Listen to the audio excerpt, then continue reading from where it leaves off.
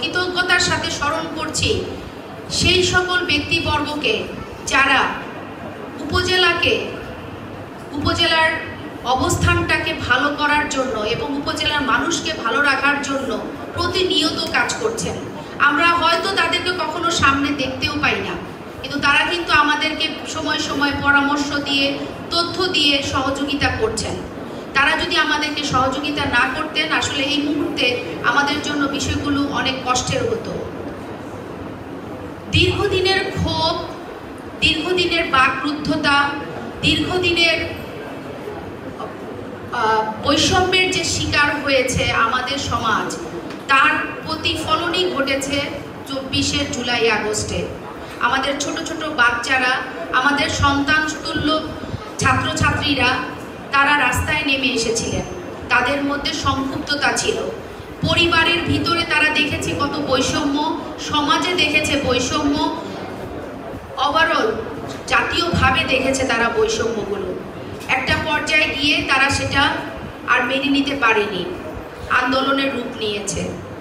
কিন্তু আন্দোলন কি সারা জীবন চলবে?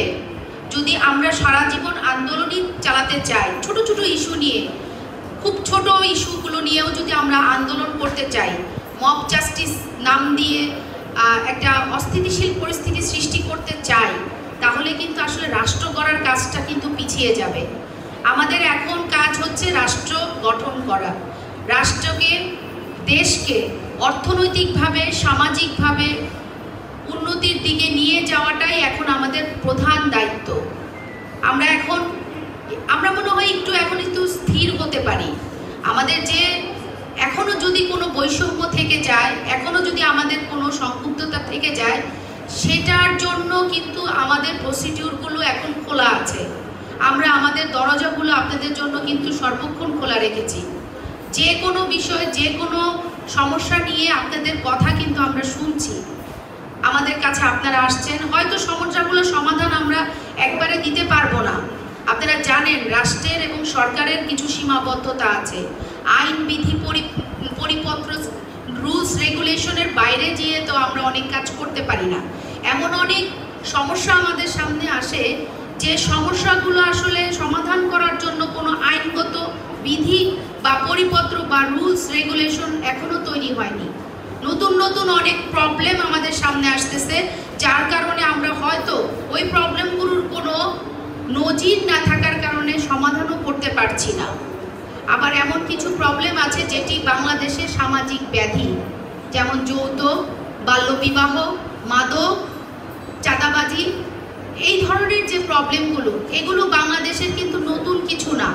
এটার এই বাংলাদেশ সৃষ্টির আগে থেকেও ছিল, এখনো আছে। এই জিনিসগুলোর ধরন হয়তো কিছুটা চেঞ্জ হয়েছে, কিন্তু এখনো আছে। আমরা বলবো না যে এটা একেবারেই নির্মূলযোগ্য বা আমরা নির্মূল করতে পারবো। এই বিষয়গুলো সমাধানের জন্য আইন শৃঙ্খলা বাহিনী থেকে শুরু করে আমরা প্রত্যেকেই কিন্তু আপনাদের সাথে কাজ করে যাচ্ছি। একদিনে হয়তো সমাধানগুলো হবে না, হয়তো জাতিগত যে সমস্যাগুলো সেগুলো সমাধান চলছে, আর অঞ্চল ভিত্তিক কিছু প্রবলেম কিন্তু আমাদের থাকে। আমাদের কেরানীগঞ্জেরও অঞ্চল ভিত্তিক অনেকগুলো সমস্যা আছে। আমরা সবাই মিলে চেষ্টা করলে আশা করি একেবারে শূন্য করতে পারবো, জিরো টলারেন্স করতে পারবো, এটা আমরা বলতে পারি না। তবে আমরা কিছুটা হলেও প্রশমিত করার চেষ্টা করছি।